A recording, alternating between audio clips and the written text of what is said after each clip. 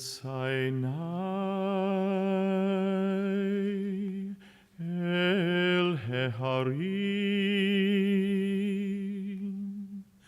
me'ayin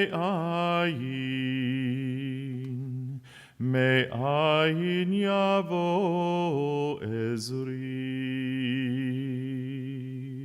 Ezri me'im Adonai Ose shamayim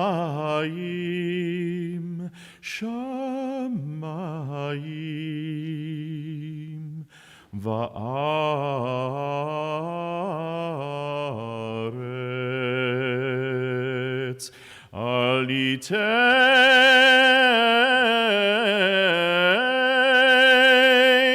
lamot raglecha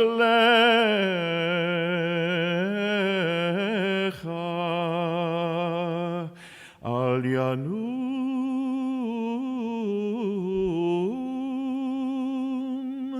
shomrecha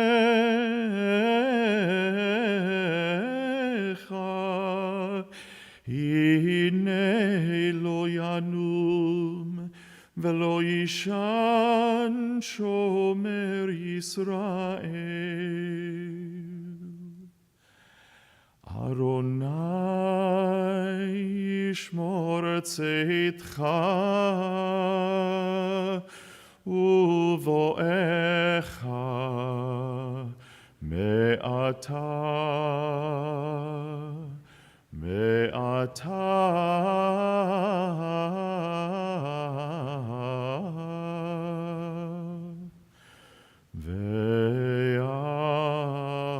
olam.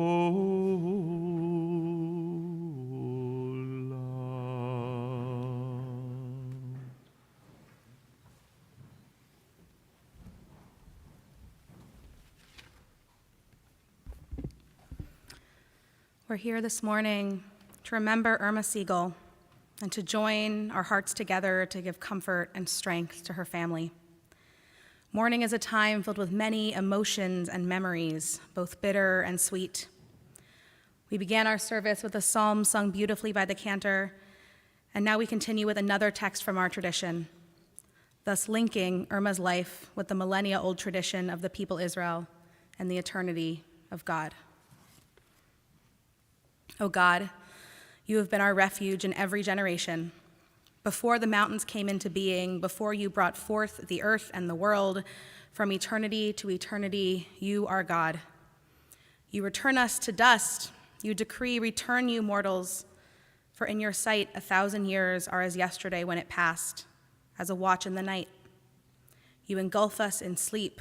We are like grass that renews itself. At daybreak it flourishes anew. At dusk it withers and dries up. The span of our life is 80 years and 10, or given strength 80 years. But the best of those years do have trouble and sorrow. They pass by speedily, and we're in darkness. Teach us, therefore, so to number our days that we may gain a heart of wisdom. Turn to us, O God, show mercy to your servants, satisfy us at daybreak with your steadfast love, that we may sing for joy all our days. Let your deeds be seen by your servants, your glory by their children. May your favor, O God, be upon us. Establish the work of our hands, that it may long endure. At this time, we'll hear some words of memory from members of Irma's family.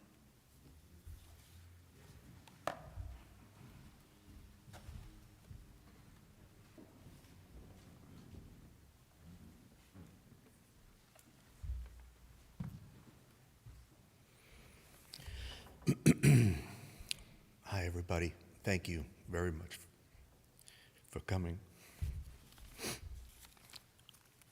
Not going to be easy. I'm going to do it. Thanks. My mom was full of love for her entire family. She would play with the kids all the time, the dollar game, every time she saw them. And I don't remember my mom ever winning, because the kids always got the money. Mom was always taking someone in the family shopping for sneakers or those horrible ripped jeans. Mom especially liked cooking chicken and spaghetti for Sam and Matt. It wasn't so good, but they loved it. Our visits to Florida would end up shopping, going to the dog or the horse track, or eating at Duffy's for the great ribs they had. Mom and Dad especially liked playing tennis together. I'm pretty sure they played tennis with the grandkids, the great-grandkids, her children, every time we visited. Mom also enjoyed the Delray Beach penny slot store, where they knew Mom and they knew what she liked to eat, and they knew what Mom liked to bring home for Dad. Unfortunately, about 3.5 years ago, my brother, sister, and I got the call Mom and Dad wanted out of Florida and desperately needed to move to New Jersey. Keep in mind, COVID was rampant. My family had a meeting on who was healthy enough to fly to Florida, pack up Mom and Dad, and fly them back to New Jersey. Plus, of course, stay healthy doing this. So Ashley didn't hesitate. She flew down. She packed up Mom and Dad, flew them all back safely to New Jersey. Thanks, Ash. Unfortunately, after just a few months, both Mom and Dad came down with COVID. COVID took Dad's life pretty quickly. Thank goodness Erwin was there in the hospital. We had to do that on Zoom. My tough mom fought through it. She landed in Chelsea Senior Living for rehab, which lasted 3 years, I think almost to the day. Mom was a real fighter. I'd like to thank my whole family for countless visits, making Mom smile all the time. I'd like to thank, as I did, Ashley for the voyage to Florida and bringing Mom and Dad back to New Jersey. My sister Susan, visiting Mom all the time, fixing Mom's hair, her nails, doing a little shaving on her chin. I'm not going to talk about the force feeding, but it was unbelievable what you did, Sue. I can't end this without speaking about my brother. Just give me a second. My brother Erwin visited my mom almost every single day, feeding Mom, doing the Siegel handshake, and other great things he would do. I'll never be able to thank you enough. In closing, I'd like to say, Mom, we all love you more, and we miss you. Thank you. Thanks, Annie.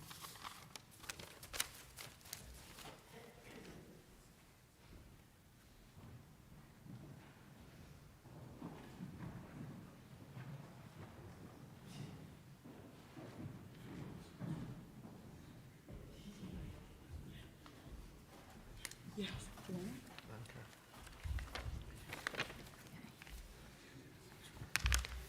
Okay. Hi, everyone. Can you hear me? Okay. This is a day. Okay. Coming over. Okay. This is a day that we never wanted to come, but here it is, and now what do we do with it? Grandma Irma was the matriarch of this family, the Siegel flock. Her presence was larger than life, special, funny, and pretty. Her importance to us as a whole can't be put into words, and the void that she left can never be filled. All we can do now is celebrate her impactful memory, and I'd just like to share a little of who Grandma Irma was to me. The best shopping buddy. I don't know who had more fun trying things on. She would tell me I could wear a paper bag and still look beautiful. I remember I couldn't wait to jump on her bed and play Ootsie Pootsie while we cracked up. It was the simple, soft moments, or those times after playing at the pool for hours where Scott was probably trying to drown me. I'd lay on her lap and she'd rub my forehead while we watched TV. Just being close and holding hands. Or the time at Toys R Us where for some reason I felt like hiding in the middle of a clothing rack. And I didn't feel like answering when Mom and Grandma were screaming my name at the top of their lungs. So they had to shut down the store. And then I wanted to go home, so I came out of hiding. Like Scotty says, we hit the grandma lottery. Speaking of lottery, her love for tennis and gambling carried on with us, and so will her tremendous love and devotion for family. I know we all know it, but my daddy is a true angel on earth. He was with Grandma every day, rain or shine, telling her jokes, playing with the birds, and handing out snacks on Fridays to the other residents. And I want to acknowledge the tireless efforts of my Aunt Sue and my Uncle Randy, who devoted so much time making sure that Grandma was as comfortable as can be. There are countless more stories and memories we all have of Grandma, and I think that's the best gift she gave us. We love you, Grandma, and we'll miss you every day. And we know that you're currently in heaven, reunited with Nanny and Poppy, Aunt Rhoda, Uncle Morty. And I know that you are with Grandpa Jack, about to go play some tennis with your friends. So we know that you're in a really good place. Thank you, and love you all.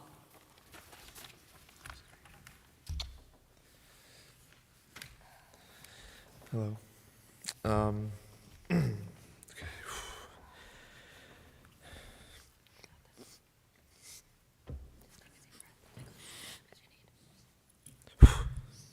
Sorry.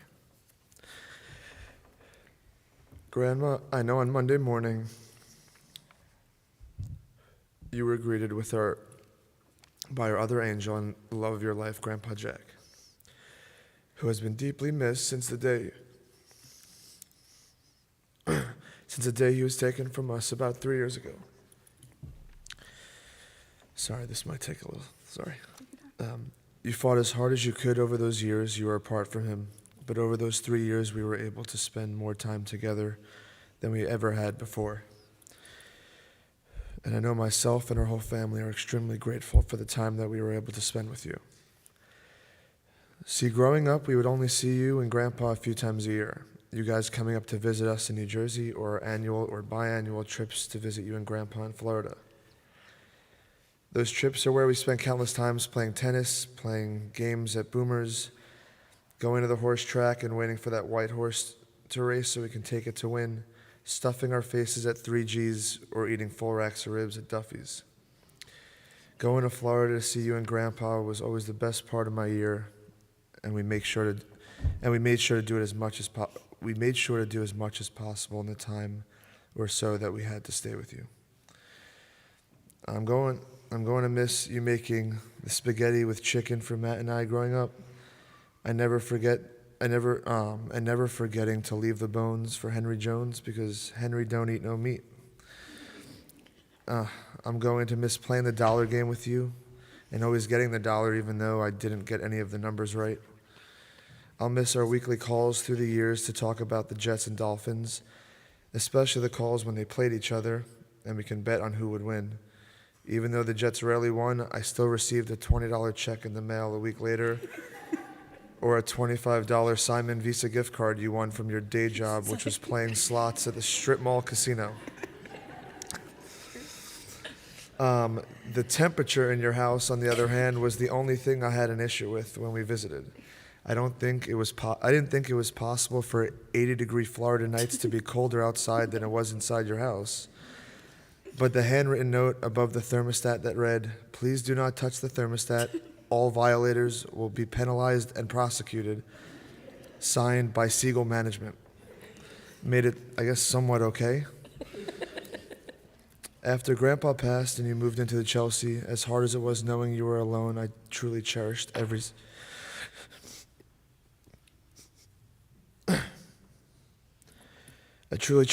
second of you being a quick drive away.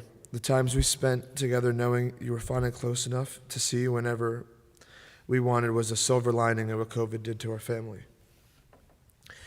I know for our family, especially Uncle Aunt Sue, and my dad, having you that close was somewhat of a blessing. You never went a day without a visitor or pickled herring food.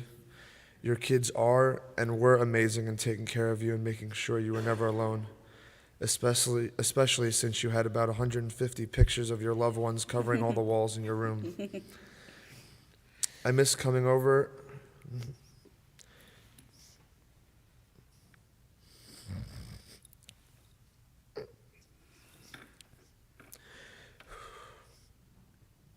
I miss coming over to give you a kiss or a hug before I went away on a trip. Or simply just because I could. I miss bringing you cheeseburgers, fries, watermelon, baked potatoes, soup, and anything else you wanted at the time. I miss you telling me to shave my face as soon as I walked in the room, which mostly started with you sticking your tongue out at me in disapproval. I miss breaking you out of the Chelsea and bringing you to our family parties. Even if it was for a little, it was worth it.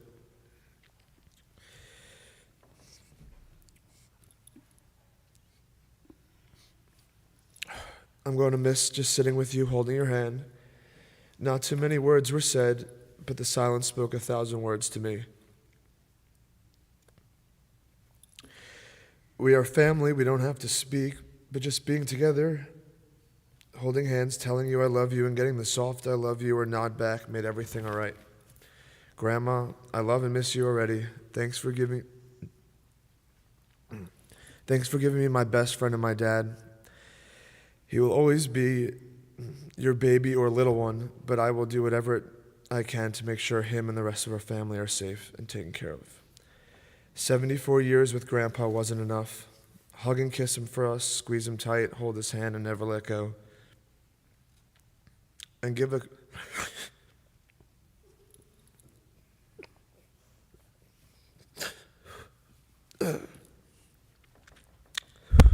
a kiss to Grandma Linda and Poppy for us too.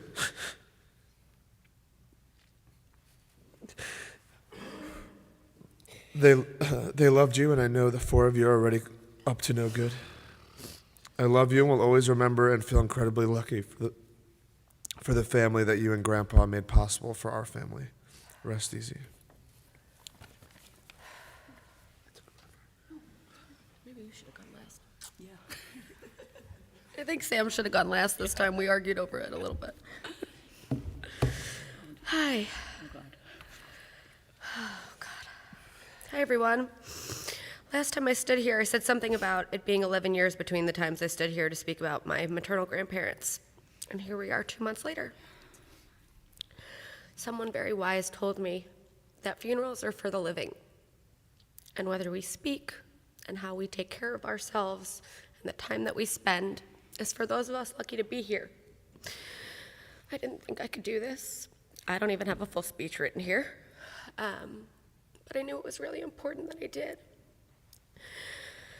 And so, for me, and for us, and for you, Grandma, I wanted to make sure that I did. I let my brain swirl this week a lot more than my therapist would have allowed me to. Losing both of your grandmothers, what feels like at once, is a lot. I've been trying my hardest to reframe that this week. Especially these last couple of days, I've had a lot of time to think on more flights than any human should take in 3 days. It was worth it.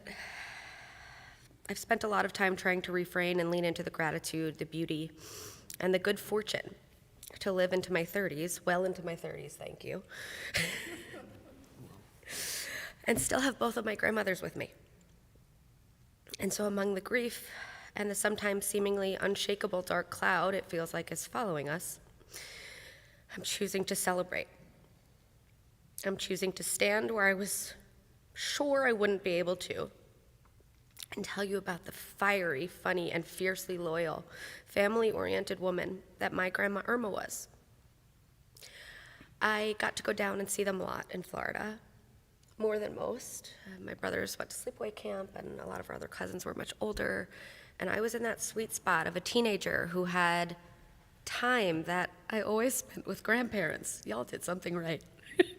If I wasn't in New Jersey spending time with Grandma and Poppy, I was going down for weeks at a time to spend time with Grandma and Grandpa. I spent a lot of time with them. I bothered the hell out of them, and I changed the thermostat, as you heard often.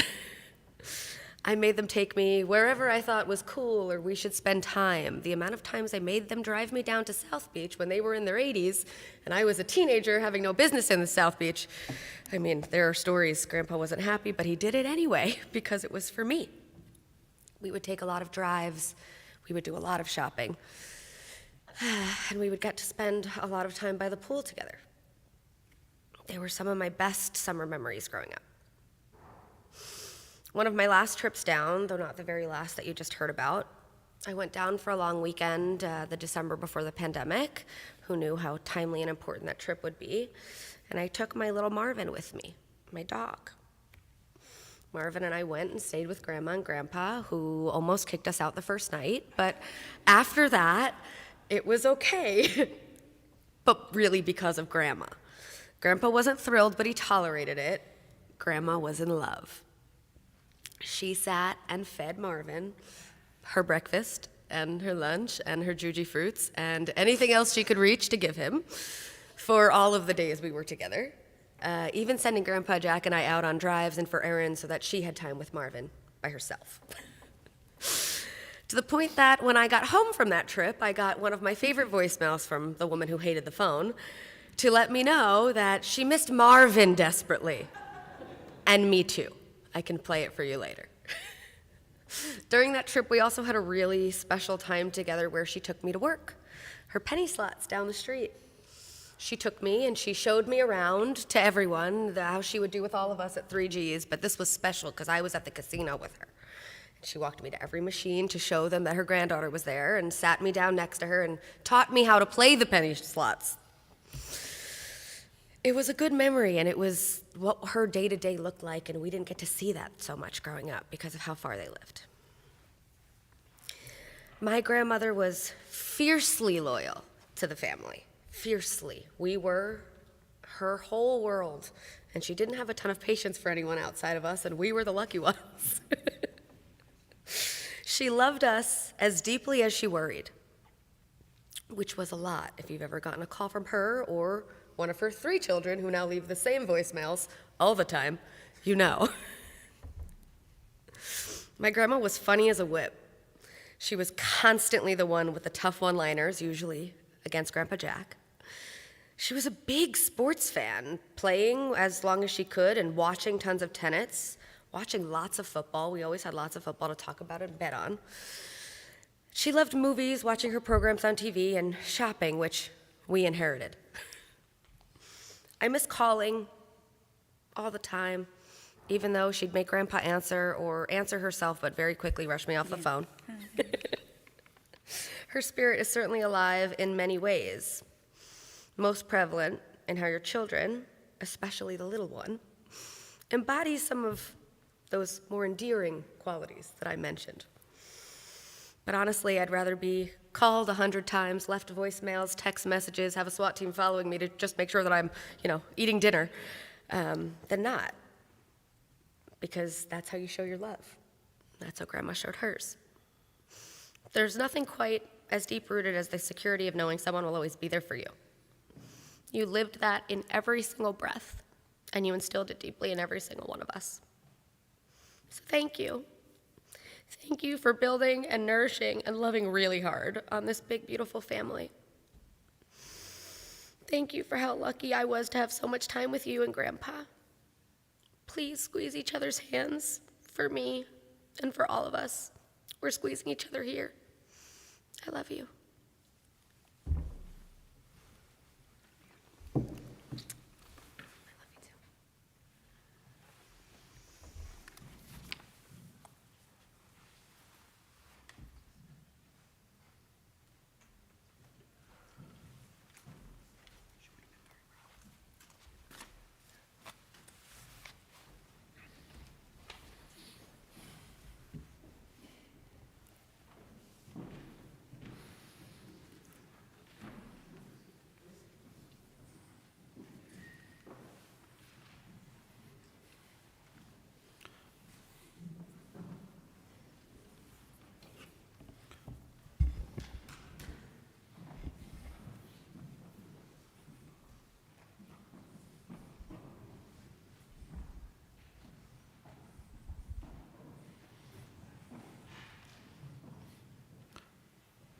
I was just thinking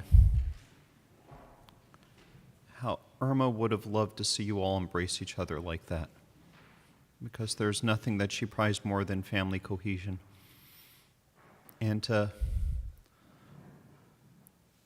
have you all together earlier in my office, and cousins are interchangeable with one another, and aunts and uncles are interchangeable with one another, I think she would have just been cavilling at that. And I think that's part of her legacy that we need to hold on to. It's hard to imagine, we were talking about this downstairs, it feels like forever ago that we gathered to say goodbye to Jack. It was December of 2020, while we're all in lockdown. You heard references to this, and it was one of those funerals where we all had to be socially distanced and masked. The vaccine wasn't quite out yet. It was starting to come out. No one was really vaccinated.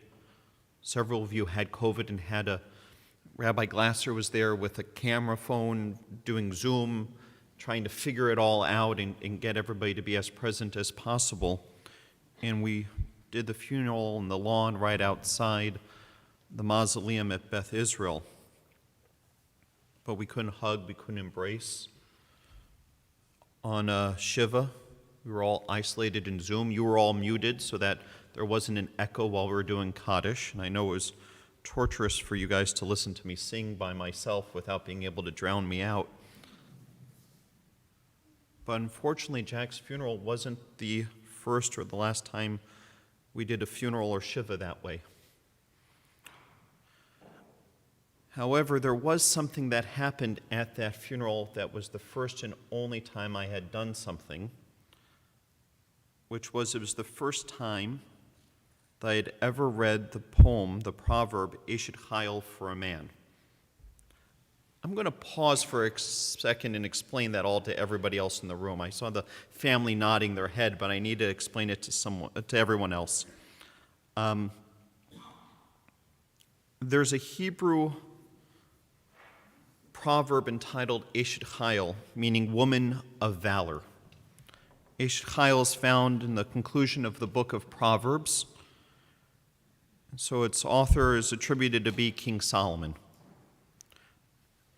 In more traditional households, on Friday evenings before Shabbos blessings and serving a Shabbos meal, the husband should turn to his wife and recite that hymn, that you are a woman of valor. And the poem goes on to describe a woman of valor as someone who is energetic and righteous, capable, as well as heavily devoted to her family. According to rabbinic commentary, the poem was originally composed by Abraham as a eulogy for his wife Sarah. According to Jewish mysticism, the poem is a reference to the Sabbath queen, the soulmate of the Jewish people. Regardless, there's really nothing in our tradition that says you read it to a guy.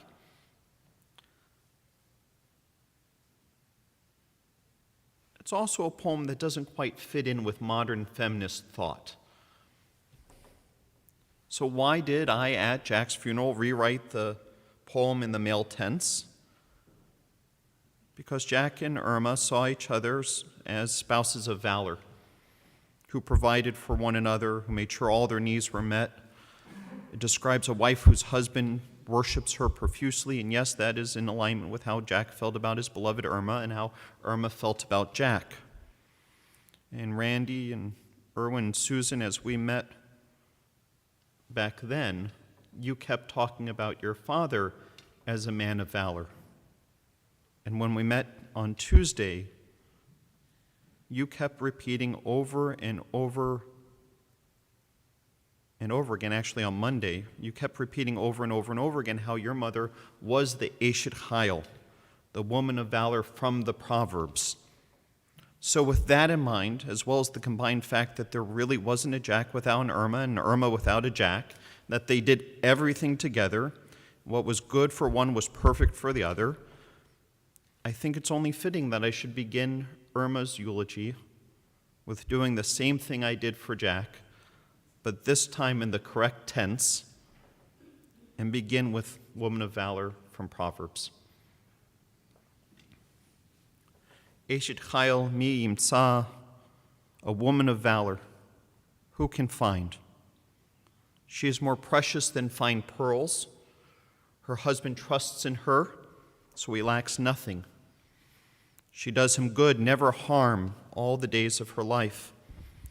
She perceives that her labor is rewarding. Her candle burns into the night and reaches out to those in need and extends her hand to the poor. She is clothed in strength and dignity, and she faces the future cheerfully. She speaks with wisdom, the law of kindness on her lips. Her children rise up and bless her. Her husband sings her praises. Many women have done worthily, but you surpassed them all. The poem by many can be seen as bygone or hokey or out of place for today, but the truth is that it perfectly describes Irma and Jack's relationship. And Irma loved that she was a woman of valor, like in the poem, for her husband. Randy and Alyssa, Erwin and Elaine, Susan and Michael, Ashley and Eli, Sam, Matthew and Sage, Scott and Chrissy, Jamie, Adam and Allison, Justin and Laura, Aiden, AJ, Lila and Ella, your mother, grandmother, great-grandmother, your Nana, was such a woman of valor. Now, was that all she was? No. If I were King Solomon writing about Irma, I probably would have added in a line like, she knew where the penny arcade games are and can navigate a casino like no other. Or she can outlast anyone at shopping and help you understand that shop till you drop is a lot longer than you might have thought. The original Woman of Valor poem doesn't convey some of the humor of which she lived her life. Yes, wanting to make sure that you were doing well, that you were all happy and healthy, that you all came first and foremost in her life, and that you each believed that you were her favorite. And no, Matt, this is not a time to start debating that it was you. You can do that at Shiva. This isn't the time or the place. That all of that was important to her, but she was also just wanted to be with you. That gave her great meaning and purpose in her life. She could create silly little games like seeing who could get closest to guessing the serial number on the dollar gets to win the dollar, or passing out gift cards to your favorite places as prizes. That's how she got the name Grandma Gift Card. Her hard-won earnings at casinos would turn into gift cards to her favorite places like Outback or Olive Garden or, yes, even Red Lobster. She was an incredibly generous mother, grandmother, and great-grandmother. But that's not why you adored her and why you would do anything for her. You did it all out of great love. Great love of her and great love of her to you. I think the most important line that spoke truth about Irma from our Proverbs was the line, her children rise up and bless her, and her husband sings her praises. It was as if that line was directly about Irma and Jack and all of you. Every time we have spoken about Irma over the past several months and years, you have all done nothing but sing her praises and speak about how she was such a powerful force in your lives, teaching you that every moment of the day, how important family is, how important it is to love each other fiercely, to never complain, and to always look towards the future. Yes, today is a sad day with many, many tears, a day full of mourning and bittersweet memories. But don't, not for 1 second, let that erase the lifetime and joy and happiness she gave you. Of all the fond time spent together, and yes, it's been a long 3 years since Jack died, Your woman and man of valor are now both of blessed memory. What gives me comfort, and I hope gives you comfort, is the image of them holding hands once again. Irma's hand was the first thing Jack went for in the morning and the last thing he would let go of at night. I make no assertions about what Olam Haba, the world to come, might bring, but I hope and pray it includes an Irma and a Jack holding hands, staring into each other's eyes, with Irma saying, "God, how I miss this." What a blessing that would be. Let us take a moment now to pray in silence as we reflect upon the light of Irma's life.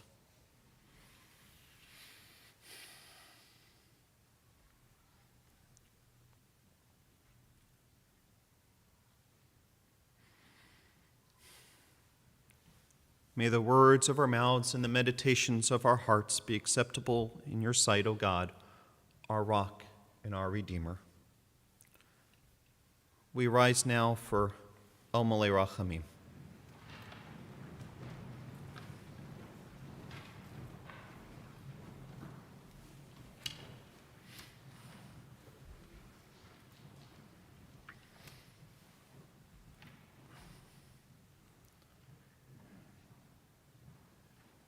El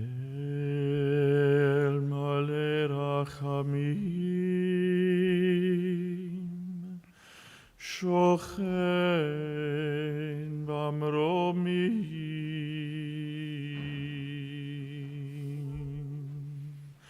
Hametzei Menucha Nechona Tachat Kanfei Hashchina, Im Kedoshim Utehorim Kezohar Harakim Azirim Et Nishmat Chaya Riva Bat Moshe Shehalcha Leolama Baal harachamim yastireha beseter kenafav leolamim veitzror bitzror hachayim et nishmata Adonai hu nachalata ותנוח בשלום על משכבה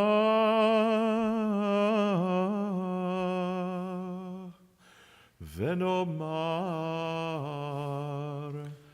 Amen.